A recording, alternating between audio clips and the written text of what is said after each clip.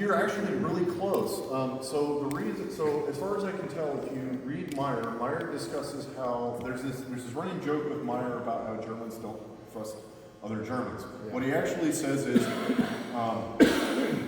thrusts are the domain of brigands and foreigners, and what he's kind of alluding to there, if you look at like German legal code at the time, is that if you're trying to stab somebody, it's pretty, with how lethal that is in the time period, you know, without antibiotics and all that stuff, and like if they break that abdominal wall, you're pretty much screwed.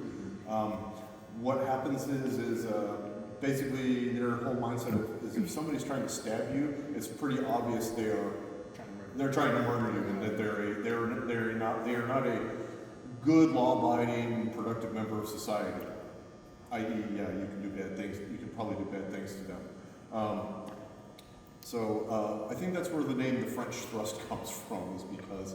And that's what this one is. It's the French thrust. Yeah, French thrust. Okay. It's basically just a thrust from flug on the low line. Got it. All right.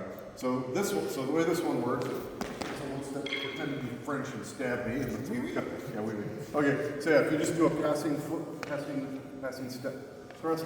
So what I'm going to do here is, so I'm dropping my hand in and blocking it with the V. I'm better off I would do this on a low line because I've got structure and gravity on my side.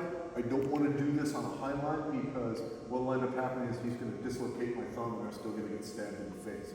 So I stop that. He's probably still got that right there. Again, I've got the seizure of the two ends of the forearm, and I'm going to, as soon as I make contact, I'm going to quickly turn this thing up so I can see the inside of his wrist, and then I'm going to strip that thing. And depending on, he's related to me, he's important, whatever, maybe he's intoxicated, I may or may not give him back his knife. Wrong end first. Try that one again.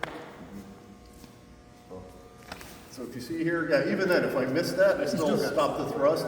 And if I'm like to the point, like maybe he's really at it, I could brace this, and if he keeps trying to push or reinforce that, I can keep pushing. Like if you really push it on me, I can fix my feet back to keep that from hitting me because I've got control of his weapon. And at some point, if he stops, I can push away and book it out of there if I absolutely had to. That's not a fault there. That's just something we've played around with in class. Like, okay, what if some monster of a human being is trying to stab you with one of these things, and they have the forearm strength of a vice grip, and there's no way you're going to get that thing out of their hand?